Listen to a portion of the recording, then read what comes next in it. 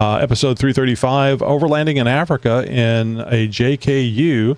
That was June of 2018. That was the one that just amazed me. Not that you were, because people do overlanding in Africa, but they don't do it in a Jeep. And I know we spoke at length about that because a Jeep is kind of small to live in for 3 years. It can be. I guess it just depends whether you want to live inside the vehicle or, the weather was mostly good in Africa. Hey, this interview episode is brought to you by Tyree Off-Road. Lights for people that need to get shit done. Visit tyreoffroad.com right now. That's TYRI offroad.com. And now, just for you Jeep Talk Show fans, you can get 15% off. Just use JTS15. Help support the company that supports the show you love, the Jeep Talk Show. Audio boys and girls, it's time for another Jeep Talk Show interview, and we're going to be talking with Dan Grec for the first time. No, it's just not the first time. Dan's been here a number of times because, this guy goes on adventures in a Jeep, and not just 1 day, 3 day overlanding things. These are, what was Africa, Dan? Was it 3 years that you were in Africa? It was 3 years, yeah. So just these little excursions that you go on that require boats to move Jeeps around and stuff. It's just amazing. I'm surprised you haven't lost a Jeep or had it severely damaged yet. It's gotten a little out of hand. I'll be the first to admit.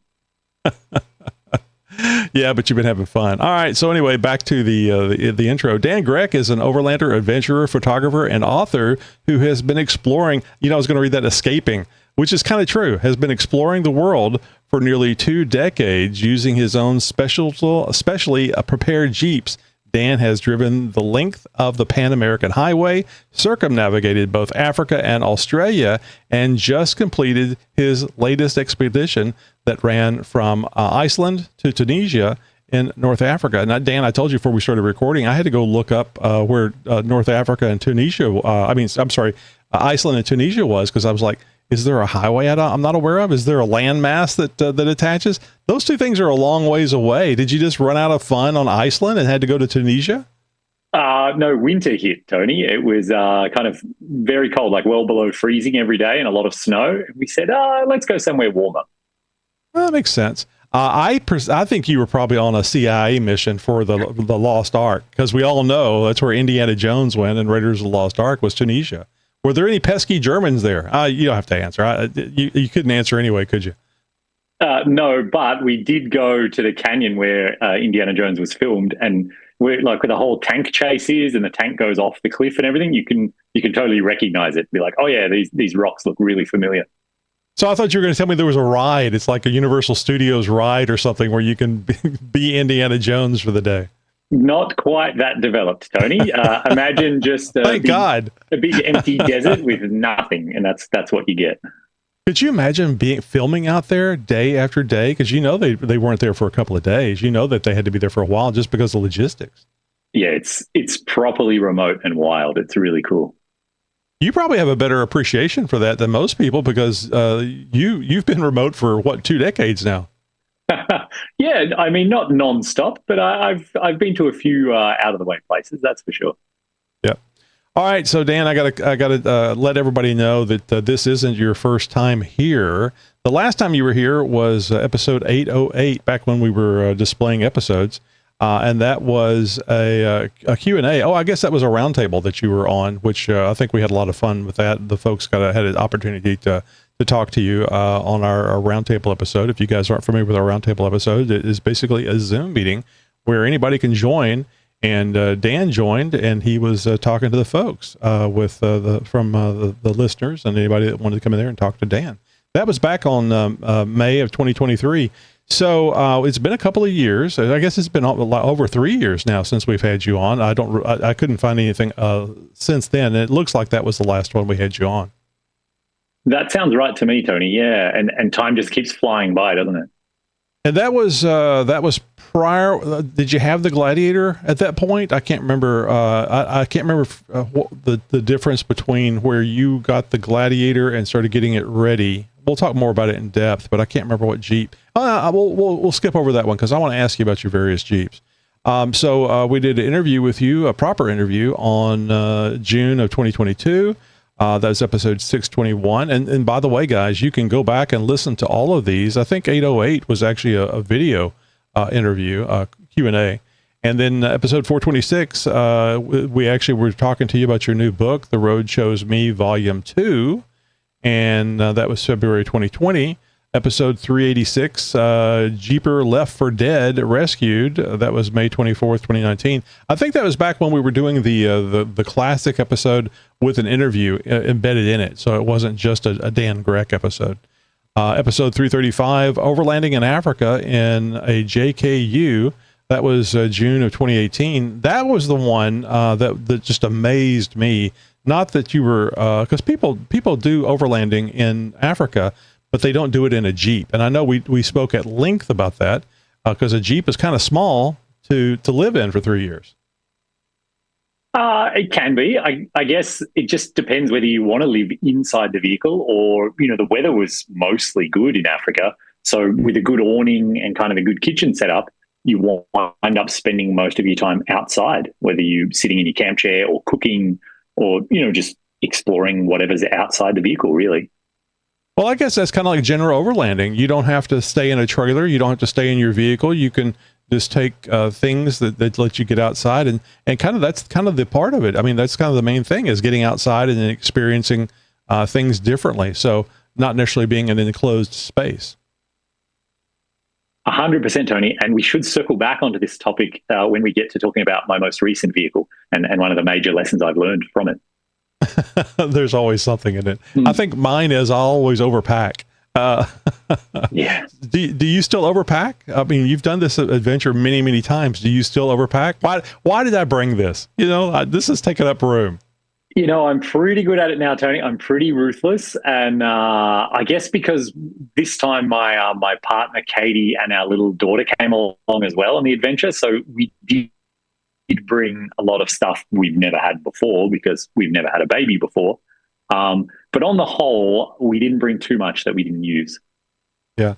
I don't think I ever told you congratulations on two things. Having a baby and having a woman that wants to stay around you for 5 minutes, because we're all guys are amazed when we find that out. Thanks, Tony. I mean, I pinch myself every day. I can't believe it's true on both counts. Yeah. Well, that's but a partner, you're supposed to have her pinch you. That's part of being the partner.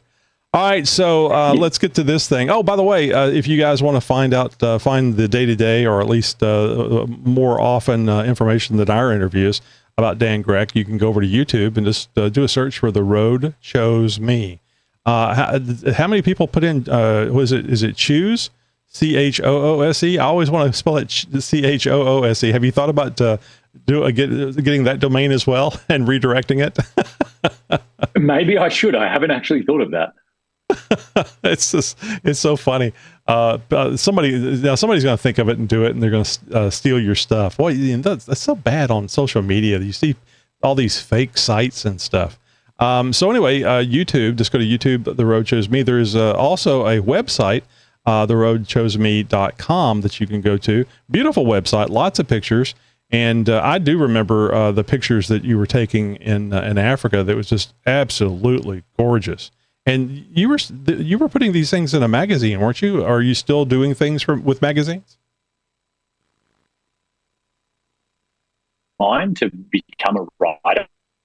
And so I currently write for Overland Journal. I write for OVR magazine. I write for Tread in North America. And then I also write for 4x4 Australia and a couple of others kind of intermittently, or I submit to other magazines and kind of see what sticks. Oh, okay. So that was going to be my next question is if they seek you out or if you have to barrage them with, hey, I'm really cool and interesting, pay me. And it sounds like it's a combination of both things. Yeah. And it really, Tony, a lot of people ask me this. It just comes down to submit a story, submit a bunch of photos and say, hey, do you guys want to run this? Because I'm sure they get dozens of emails every day from people saying, I'm thinking about driving to Alaska. Will you cover my trip? But they don't know if you can write. They don't know if you can take any good photos. So I think the only way to actually get through to them is to actually write the article and actually submit the photos. And if your work is good enough, they'll definitely get back to you.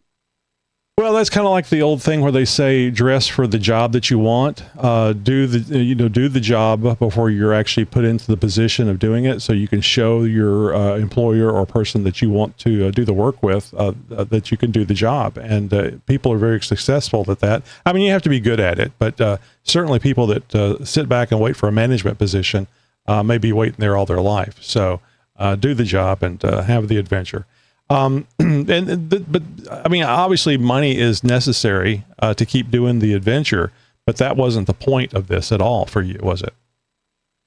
No, not originally, Tony. When I quit my job and hit the road on the Pan American Highway, I wasn't writing for any magazines. I hadn't written any books. I just lived on my savings account, and I just wanted to have an adventure and just go and see the world and learn Spanish and, poke lava with a stick and climb volcanoes and kind of have all those kinds of adventures that I think, especially as kids, we dream about or, we think about, but so rarely do we ever find the time to actually go and do.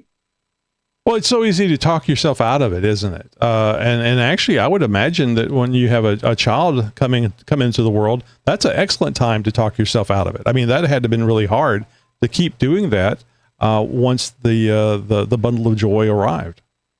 Tony, it actually was the exact opposite for us. We've spent a lot of years seeing young parents, go on trips, or we bump into them on the road, or even when we're out hiking or canoeing or something. We always said, I hope one day we could be those parents. I hope we will still continue to have adventures once we have a baby. And then so we had a baby, and Katie had maternity leave off work. And so we just looked at each other and said, this is it. Now it's the time to go and be those adventurous parents.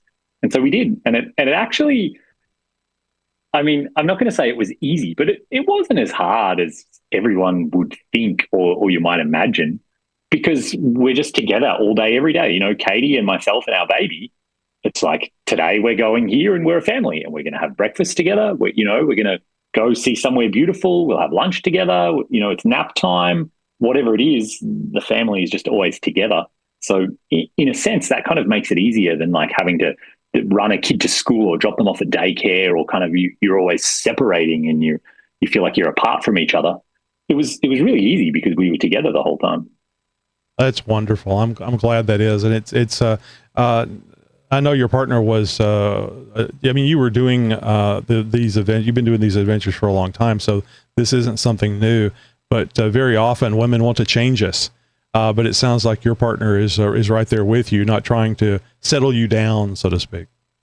Oh yeah, no, for sure, Tony. When we met, the first conversations we had were about world trips and where she'd been in the world and the adventures she had had. Oh, perfect. And we both said right from the beginning, like, we want to keep doing this for sure. That's really neat. So let's backtrack a little bit here. You've been on several adventures.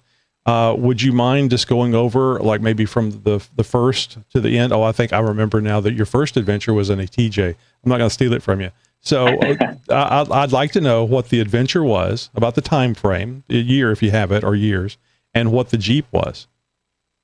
We can actually go even further back than that, Tony. I left Australia in, I'm going to guess and say 2004, and I came to North America and I was working at ski resorts. And I wanted to have a vehicle, and everyone said, get a Jeep because they're great in the snow and they have great heaters. And I literally didn't know anything else about them. They're four-wheel drive. I'd never owned a four-wheel drive. And so I bought a 2000 XJ Cherokee, and I drove that thing 40,000 miles all across North America, crossed Canada more than once, through multiple winters. It had big rust holes in the floor. It leaked oil. But it was incredible. It was such a great adventure vehicle. And then so when that thing started to die because it's just full of rust, I got a little 2000 TJ. It was a 4-cylinder soft top TJ Wrangler, because I'd always wanted to have a Wrangler, because everyone wants to have a Wrangler, drive on the beach with no doors and all that kind of fun stuff. And that was the little vehicle that I ended up driving. I went all the way to the Arctic Ocean in Alaska, and then I turned around and drove to the bottom of Argentina. And that adventure took 2 years, and it was through 17 countries. And that's when I got addicted. That's when I said, traveling the world with your own vehicle is incredible.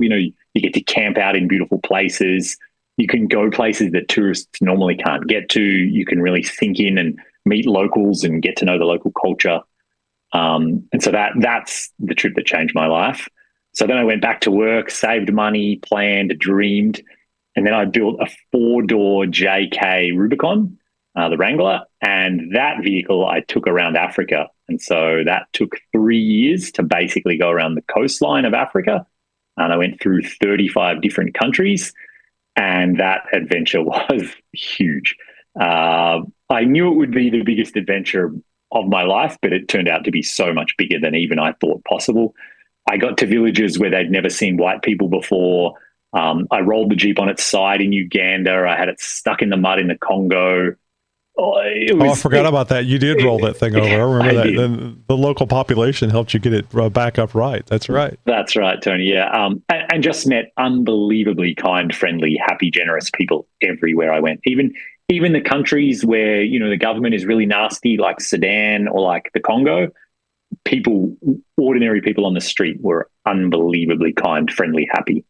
And so again, I was just so addicted to this idea of I can drive to the most remote parts of the world and have a little house with me. I had drinking water and a stove and a fridge, solar panels on the roof, my camera, and I can just go. And as long as my savings account lasts, I'm going to keep doing that. And then so after Africa, regrouped, saved money again. And then I met Katie, my partner, and we flew to Australia right after COVID. And that was where I bought a Gladiator, and then we outfitted that, and we spent a year and a half exploring all of Australia. And the goal there was really to get to the really, really remote parts, the big desert crossings, the really far-flung corners that are very hard to get to and require a lot of planning and a lot of preparation. One of them we carried, I can't remember, nearly 100 gallons of gas to do 1,000-mile off-road, the world's most remote road, they call it, the Canning Stock Route.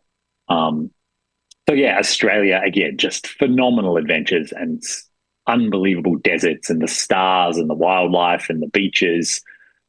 Amazing.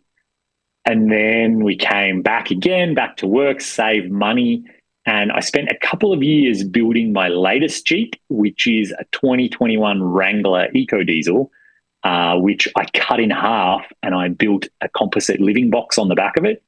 And so that vehicle we shipped to Iceland, and we spent 4 months exploring Iceland. And then when it got really cold and snowy, we took a ferry over to Europe. We kind of drove all the way down through Europe, stopping at many countries along the way, all the way down until we got to Tunisia in North Africa. And we drove right down into the Sahara Desert, where there was just sand dunes in every direction. And it was incredible. I've been to a lot of deserts in my life, and that was the most beautiful, the most outrageous that I've ever seen. Amazing. I'm glad we went through this, because I was thinking that your current vehicle was a Gladiator. I had forgotten, because there's a company that put that ice cream thing on the back of it. What was the company that basically, would you call it a camper? I don't know what you would call it.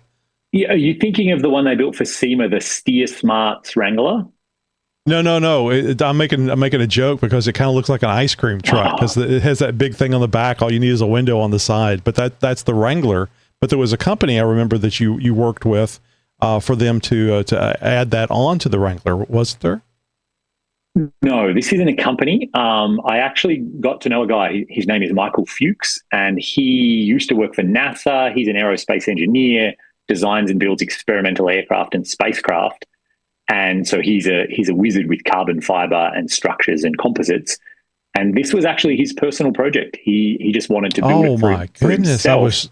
I was sure it was a company that had done that for you. It's so nice. It's like what you would expect somebody that charges, $50,000 or something to turn a Jeep into a expedition vehicle. A lot more than that, Tony. He handmade one for himself because he wanted one for him and his wife. Right. And then so somewhere along the way we got chatting, and I said, would you be willing to make one for me?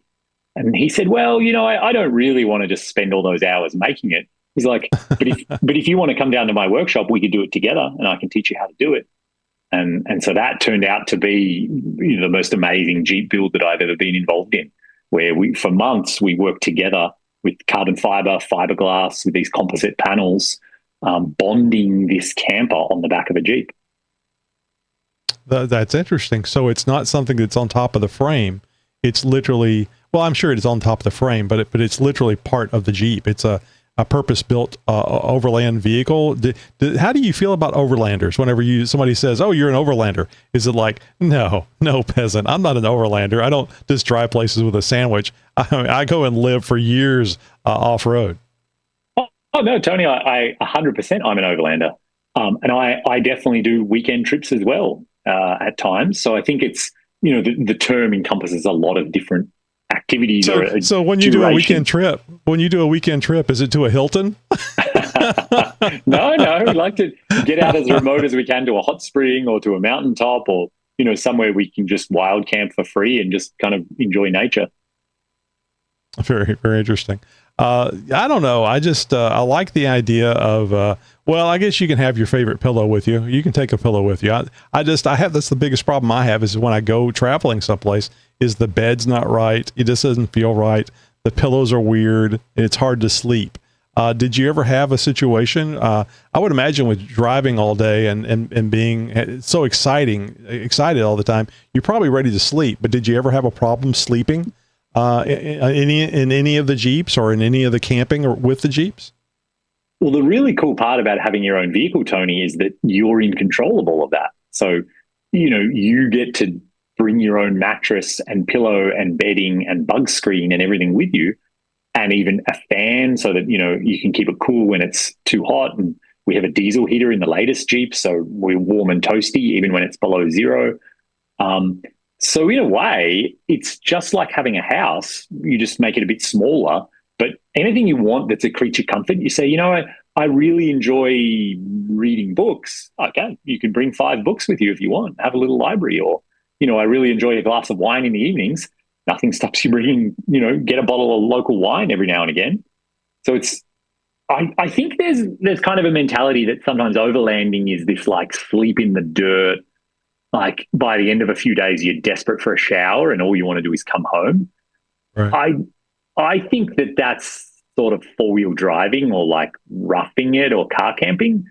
Overlanding is sort of more luxurious than that.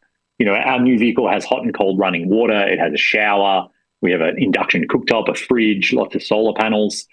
It's as comfortable as any wilderness cabin anywhere in the world, maybe even more so. So there's no reason after a week or even a month to say, like, I'm ready to go home now. After a month, you just say, this is incredible. I want to keep doing this for longer because I'm warm, I'm dry, I'm clean, I'm comfortable. I sleep well, I'm comfortable, I'm eating great food, and I'm in the most beautiful places I've ever been in my life. So why wouldn't I keep going? Right. And I know I've mentioned this probably every time we've done an interview. I would well imagine that just looking at the stars at night in some of these remote locations is awe-inspiring and breathtaking. It is, Tony, yeah. Especially in Australia, the way that the Earth is tilted, the southern hemisphere is able to see better stars or more stars than the northern hemisphere. So whenever you get south of the equator, the stars are better. They're just amazing. But then, of course, Australia just has such a low population density. When we were out in the desert, we were 1,000 miles from the nearest person. So there's no light bulbs, there's no cities, there's no, kind of background glow. So yeah, when you look up at the sky, it can be really staggering. And in fact, there's plenty of nights, even with no moon at all, you can walk around camp with no headlamp. You don't need it because the stars are bright enough to act as your light. Goodness, that's amazing. Yeah. That's amazing. All right, so we've gone over the Jeeps. So I always have to do this. What was your favorite Jeep? And why? I'm thinking it's the XJ because it started it all, and it was just such a problem child, but it still got you where you were going. But you pick your favorite Jeep. Tony, that's like asking for my favorite child. That's too hard. You can't do that. I know. Oh, the JK that I drove around Africa, I think still we formed a pretty special bond because it was my home and my shelter for 3 years, in some pretty rough places, and I literally slept like inside of it. So, it feels like my safety blanket or, my safety net.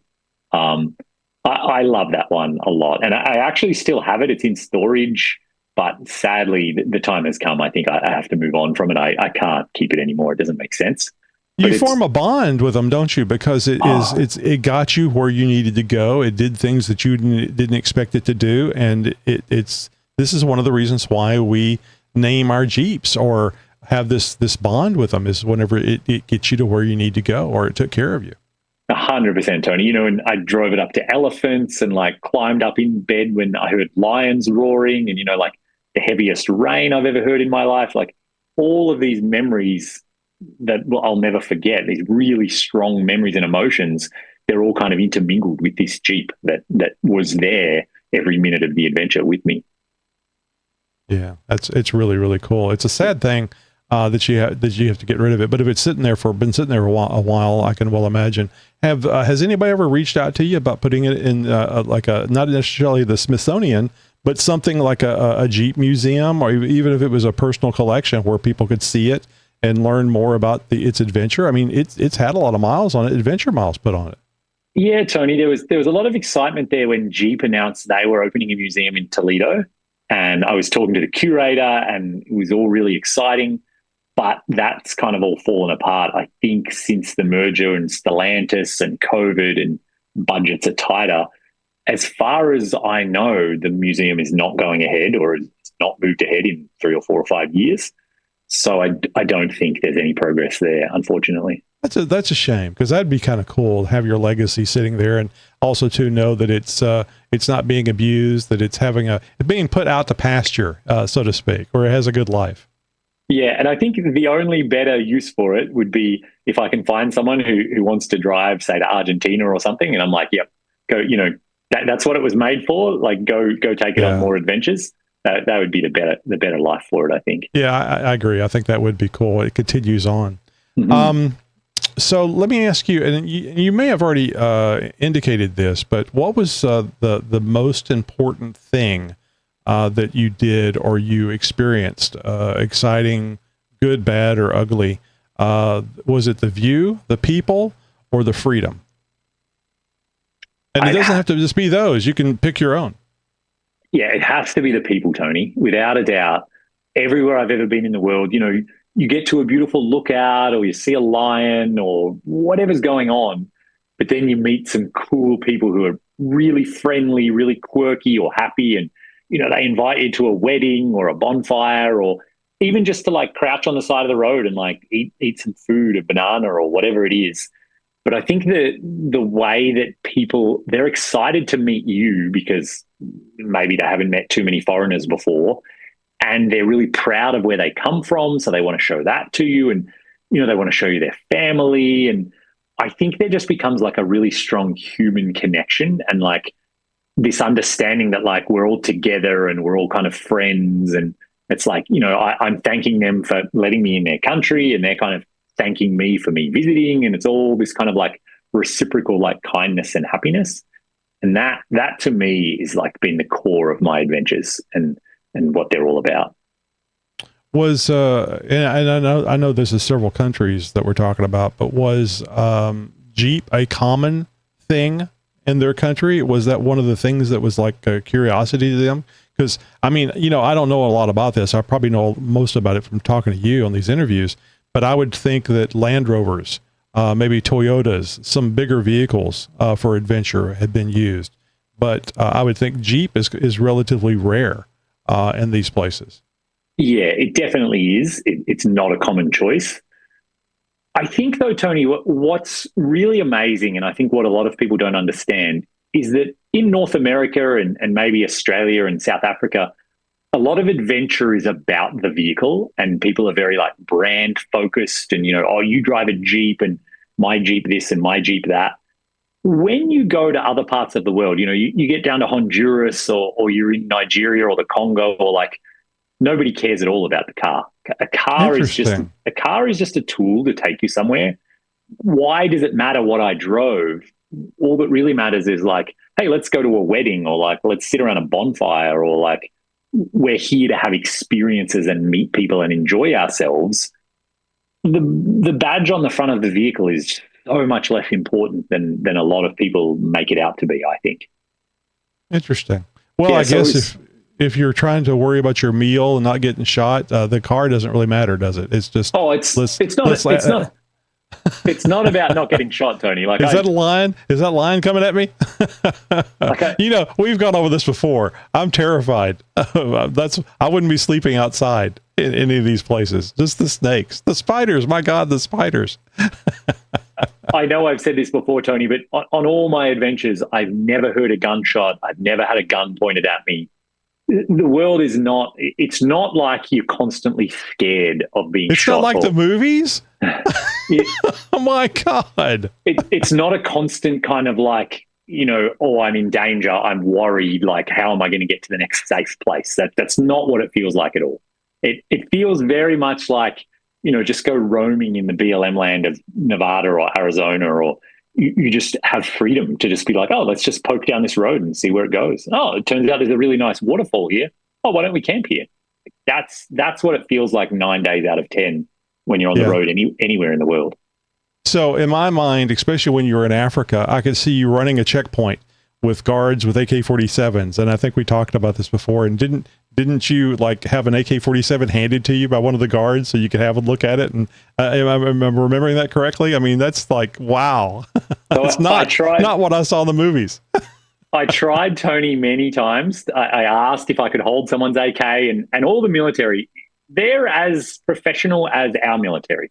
It is their career. That is how they feed their family. So it's not a game. It's not a joke. They're not just kind of idiots who don't know what they're doing. So no, none of them would ever give me their weapon. Like I thought somebody had handed you one. So I haven't finished the story yet, Tony. Okay, I'm sorry. Go ahead. So the military, no, they're not just going to give you their weapon. It's the same if you walk up to a police officer, you know, in your hometown and said, "Hey, can I hold your gun?"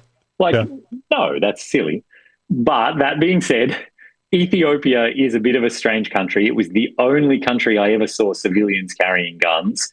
And literally every single goat herder has an AK-47. It's kind of a relic of their war. They were all given them, and they just carry them around because they can. And never trust a goat, I say.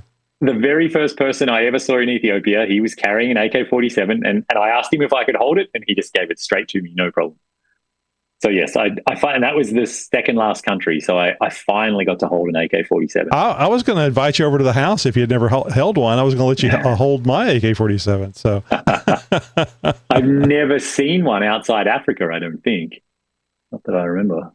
Yeah. So, basically the point is here, it's not like what people think, because I don't have any way of knowing other than what I see on TV and in the movies and stuff. And of course, everything is sensationalized, because if it's not sensationalized, it's not interesting. And I think it's interesting over a long period of time. And that's what you did. You went to a place for a long period of time, and you had all these special moments that in your mind get compacted into the overall journey.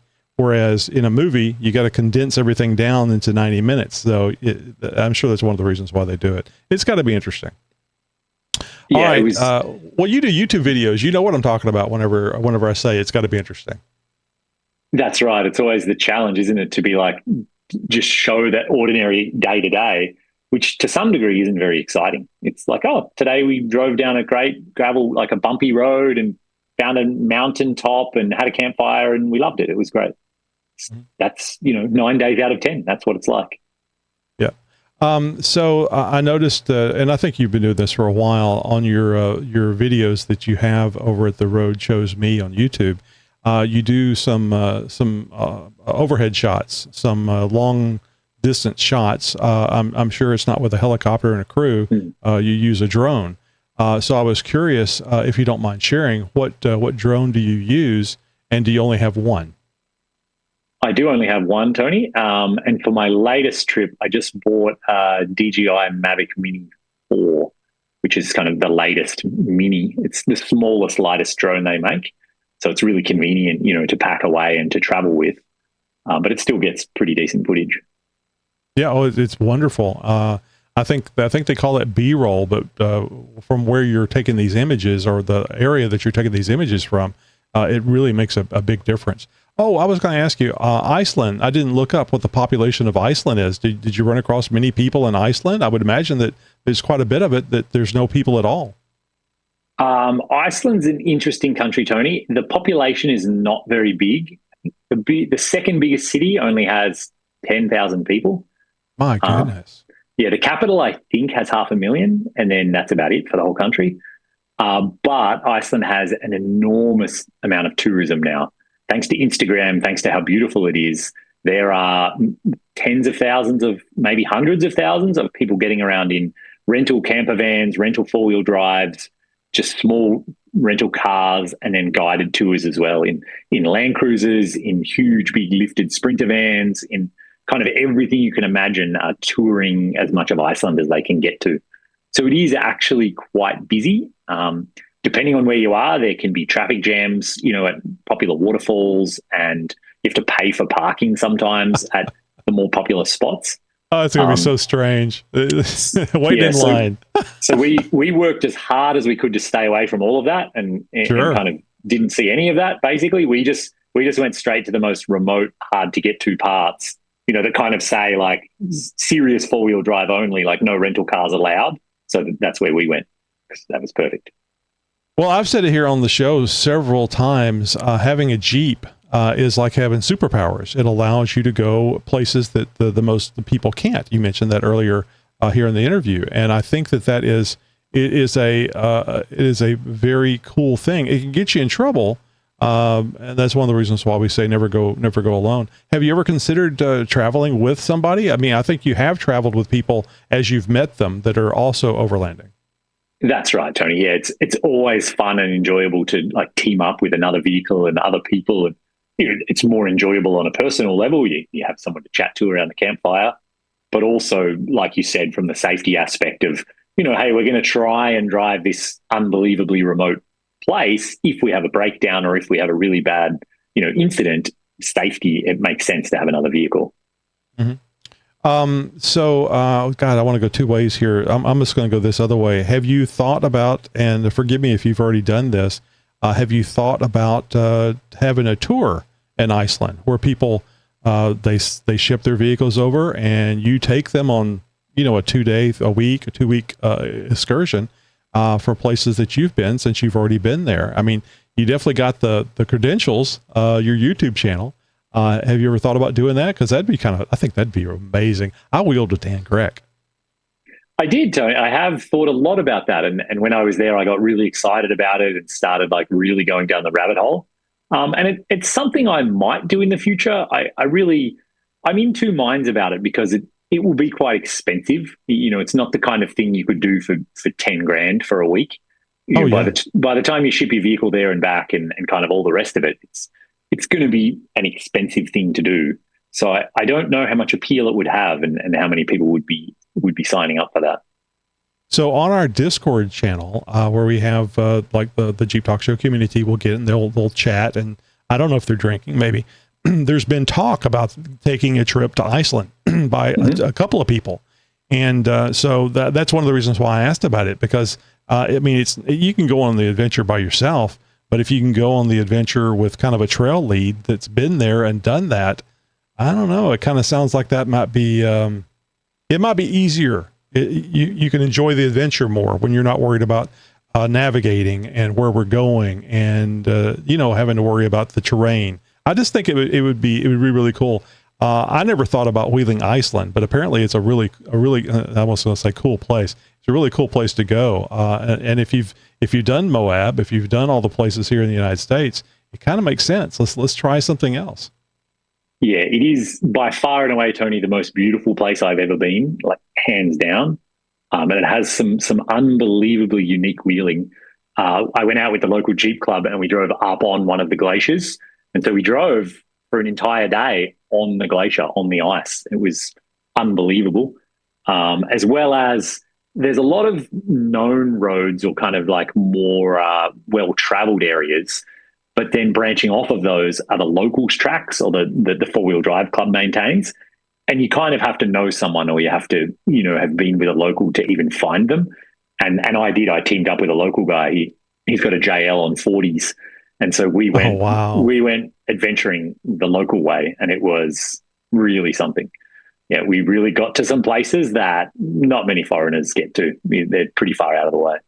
Yeah, it's really neat. It reminds me of Henderson telling us about all the dinosaur impressions in the rock and the petroglyphs and stuff in Moab that a lot of people don't know about and never see. And it's just right there. Sometimes it can be 100 feet away from a popular spot, and they don't know about it. So yeah, it's really cool when you have somebody, and that kind of goes back to the whole thing about you having a tour there.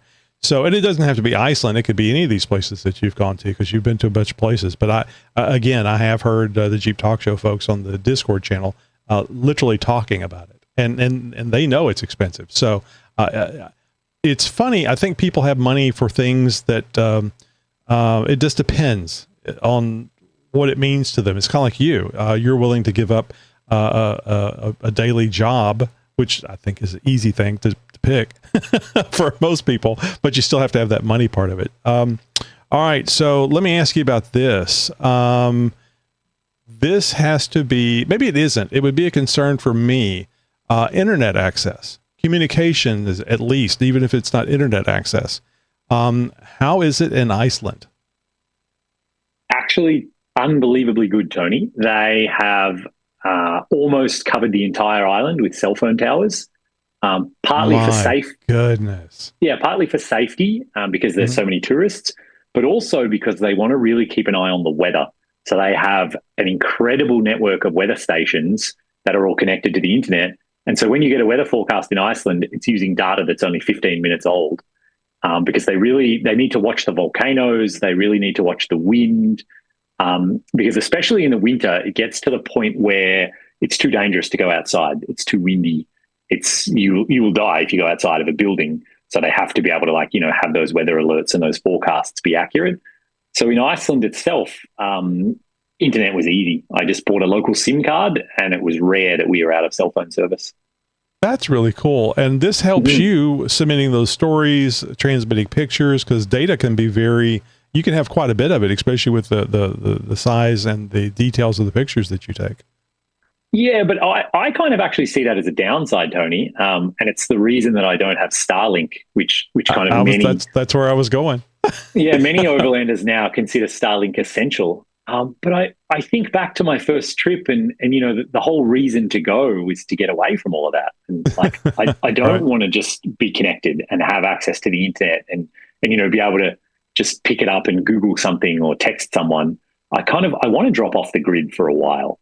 And so for me, I think it works better to just vanish for 5 days or a week, be in my own adventure and enjoy nature and meeting people in real life, and then maybe spend a day in a cafe, like uploading photos or whatever I'm doing on the internet, but then leave it behind again, close the laptop and forget about it. I think that's how I would prefer to live life, to kind of have less internet, not have more internet. Interesting. Well, and again, it goes back to, this is not a financial endeavor for you. It's about the adventure. And if you were doing purely on a financial basis, you'd want that always connected thing.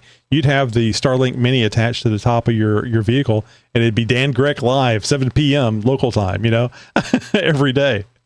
let's get that money rolling in. So, but that's not it for you at all. To me, it is kind of cool, that whole idea of being able to have streaming audio and video as you're in this remote place. But I wonder, with this ability, with this technological ability that we're getting to be online everywhere, do you think that's going to make the overlanding experience, the adventurers, like what you're definitely an adventurer. You're going out there for years and living off the land or the local population. Do you think that this is going to be more common because it's a lot easier for people to financially benefit from it? Do you see where I'm going with this? It's going to be crowded like at the waterfall, except it's going to be people on the road in these out of the way places. And that is already happening for sure, Tony. Like the Pan American Highway now is much, much busier than when I did it. It's quite crowded now with foreigners driving, from the US down to Argentina. And I think there's a whole vast host of reasons for that. There's apps on our phones now like iOverlander that have all the campsites you need and mechanics and border crossings and all of that stuff. It's easier to get visas than ever before. Vehicles are much more reliable than ever before. there's a lot more brands out there selling things like rooftop tents and fridges. So it's easier than ever before to kind of outfit a vehicle. And so I think, and a lot of people are looking to spend more time in the outdoors and have more kind of experiences. They're maybe a little bit fed up with like just going to work every day. Mm-hmm. And so I think, yeah, I mean, overlanding it's extremely popular in North America. It is absolutely boomed in popularity. Yeah. And same in Australia, same in Europe. So yeah, it is much, much more common than it used to be. There are literally, as we speak right now, there are tens of thousands of people driving around Africa. There are tens of thousands of people driving the Pan American Highway, driving across Central Asia. It is very, very popular now. Have you gotten to the point where when you see it or you see it online and you say, oh, you kids today, whenever I was going overlanding, it was uphill both ways, that type of deal. Do you begrudge the people and the technology and all the stuff that you didn't have access to? I mean, you had to make it happen on your own. You didn't know. That was part of it. You didn't know what was going to happen. And now it's just like, oh, I got an app. This is safe. The guard here will show me his AK-47, and all those adventures are like, it's like what I say whenever you go on an off-road place like Moab, even where they say, don't trailblaze. You got to stay on the trail. Well, that's kind of like a ride at Disneyland or something where the car is on a track. You can look around, but don't get off this track. I mean, the whole idea for me is that you should be able to go where you want to go. I understand the relevance of not tearing up the environment, but still, it kind of goes against, it's more of like being on a ride and not being an adventurer. Mm-hmm. Yeah, I know what you're saying, Tony, but I think we've always been able to just make our own choices. If you don't want to bring those apps, you don't have to. If you don't want to have Starlink, you don't have to. Like you can still go and have a remote wild adventure if that's your choice. But I certainly would never begrudge anyone for having an adventure, because I'm always just so excited to see them, because then I can learn from the adventures as well. And, if someone goes and drives across Kazakhstan, I'm excited by that because I've never been there and I want to go there. So I'm like, oh, great. They documented their trip and they have a map and they have, GPS coordinates and they have photos of where they got to. I'm like, this is incredible because it helps me plan my future trip. So you've never been on an adventure in China, have you? No, I never have. Is there, is that a destination for you to do basically the same thing, but in China? Because China can be pretty remote. China is a really tricky one, Tony. It's one of the few countries in the world you can't easily just drive your own vehicle into. It's very permitting heavy. You have to have a guide with you at all times. You have to get a Chinese driver's license. You have to get a Chinese license plate. So even 5 years ago, it was very, very difficult and it was rarely done. But now there's a couple of companies out there that the most popular one now is called Drive China. They basically organize all of that for you, and they'll meet you at the border. And typically people try and go in convoy, so it's cheaper. And, you can have an itinerary. Maybe you're driving from Kazakhstan down to Laos. And so that'll be like a 30-day crossing of China. And every single night will be planned out, like what hotel are you staying in? Because you have to submit all that to the government. It has to all be pre-approved. And you pay, it's something around, I think, $1,000 a day to do that. My goodness. Yeah. So China is quite difficult on the scale of countries in the world to drive your own car in. China is almost the hardest in the whole world. So I have a friend that his wife is Mongolia, is from Mongolia. Mm-hmm. And her dad is a upper echelon military person, I believe. And he was talking to me about the Jeep Talk Show going and doing an overland thing in China. And I'm like, I don't know. So if you like, I will maybe mention him to you and get you guys together. He sells products, so it might actually work out really good for his company. But if you think you might be interested, I'll tell him about you and you guys can get connected. Thanks, Tony, for sure. It's a part of the world that I will get to at some point. I don't know when, I don't know how, but it's on the list. The way he talked about it to me was there was, he believes anyway, there's because of the connection with the government, his father-in-law, that it would make it a lot easier. So probably. Yeah. So anyway, we'll get back to that. All right. So is there anything that you would warn people about? And I get the feeling that the warning you would give people is don't stay in your job. If you want to do an adventure, have an adventure, but I'll leave that up to you. But is there anything you'd warn anybody about doing adventures, long-term adventures? I would just say, make sure you have the adventure that you want to have. I think with this connected world and with so much information out there, a lot of people try to put adventures or put people in a shoebox and say like, oh, you're not an overlander because you didn't drive a Toyota, or you have a ground tent, or, you're staying in Airbnbs, so it doesn't count. Or like, I feel like there's a million people out there trying to be negative or trying to like somehow reduce your adventure because you did something. But what's amazing is when you actually get out there and have adventures, you will meet all kinds of people from all over the world, driving and riding and walking all kinds of vehicles, staying in all kinds of accommodation, short trips, long trips, infinite trips. Some people have money, some people are dirtbags. Everybody is out there having adventures because they want to and because they enjoy them. And so I would say, don't worry what other people say you should do. If someone says, you have to have a rooftop tent or it's not overlanding, you can pretty much just ignore them. They have no, why do they get to define your trip? Yeah, absolutes. Maybe you love fly fishing. Like, absolutely bring your fly fishing rod and your gear and like make your trip about finding, the best fly fishing spots between your house and Alaska. Like, yes, do that because that's what you enjoy doing. Just because somebody else wants to drive the hardest four-wheel drive trails or camp in the remote places, it doesn't mean you have to do that. You should prioritize what you want your trip to be and make it your own, because that's what matters. It doesn't matter what anyone else thinks. All right. So we talked about China. That wasn't something you brought up, but do you have the next adventure? Where's your next adventure going to be? We always have to end on that. Tony, we just got back a couple of weeks ago. So no excuses. You got something in mind. I genuinely have not unpacked the Jeep yet. I was just doing a few jobs on it this morning. No, we don't have a destination in mind. Really? All this time by yourself and you don't have anything coming in. Your head is just talking to yourself like, I'd like to go here next. I'm just really surprised that. Oh, I mean, Tony, I want to go everywhere that I've never been before. I would love to check out, French Guiana and Suriname and Brazil across the top of South America.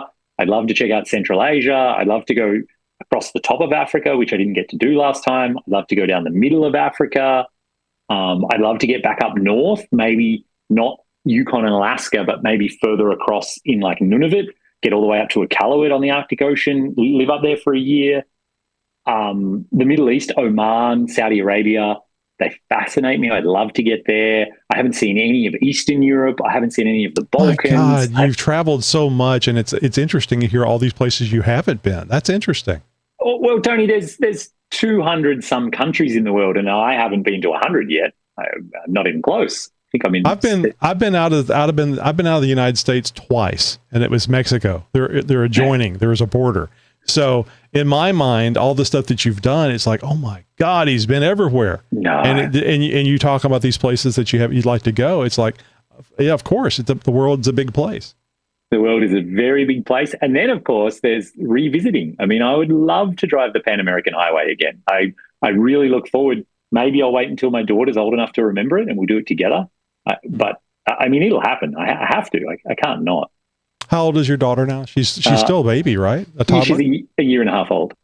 Oh, yeah. Yeah. You definitely have to do things whenever about 5-6 years old. So, and can you imagine what your life would have been like if your parents had done that with you?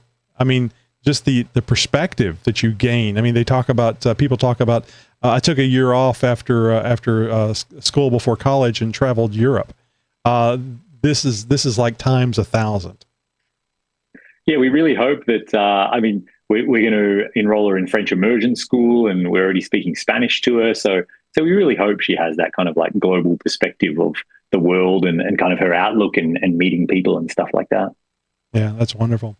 All right, Dan, you know how the kids love the social media these days. We've mentioned The Road Chose Me on YouTube. You need to go over there. Great videos.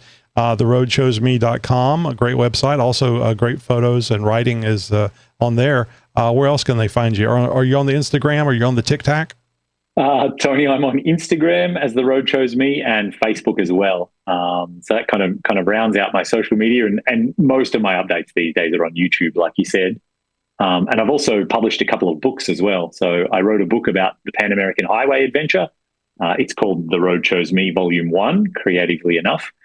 And I wrote that book trying to show people what it's like when an ordinary person sets out to do this. So I had never driven across a border. I didn't speak a word of Spanish. I had like $15,000 in my bank account, a tiny little 2-door Jeep with a ground tent and a little camp stove. And I just went for it. And I said, what happens? What are the experiences? What are the ups, the downs, the highs, the lows? And so all of that is in that first book. And then I've written a second one as well, The Road Chose Me, Volume 2, which covers the 3 years around Africa.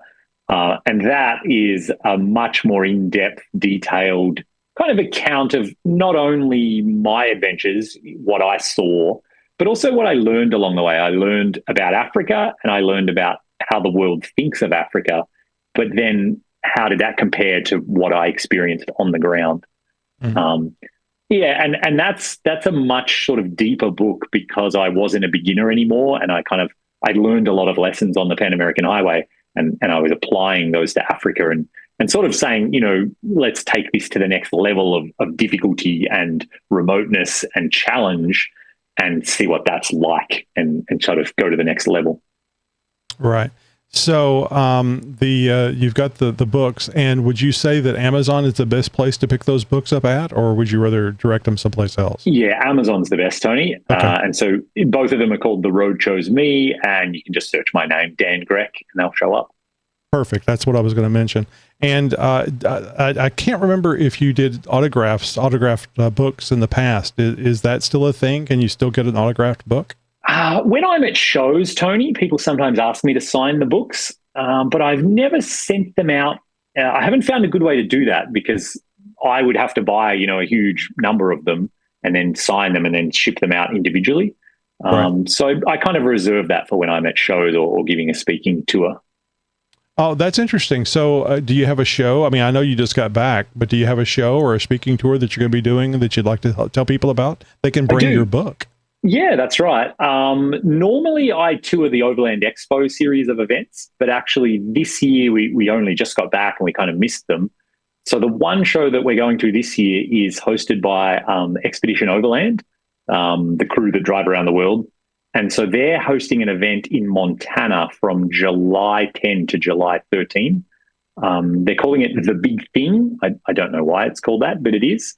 And so it'll be a gathering of people who drive around the world, and there's classes, there's talks, there's training on four-wheel driving and recovery. I'm giving a talk on traveling the world with a family. So it should be a fantastic event. I think it's the second year they've had it now. Yeah, I'm really looking forward to that. So if people wanted to interact with you online, I'm thinking Facebook is probably the best way of doing it, or would you rather emails, or it just doesn't matter, whatever they want to do? Yeah, whatever works, Facebook or Instagram. I check those pretty often. Very, very cool. Dan, thank you so much. I think I can easily say you have been the guest on the show the most.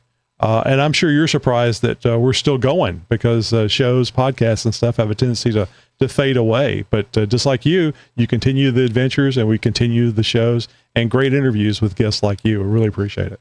Not surprised at all, Tony. It's my favorite podcast, and of course, it's about my favorite topic. So I'm really happy that the show's still going and that I get to listen to it all the time as well. Broadcasting since 2010. You're my friend. You're my new friend.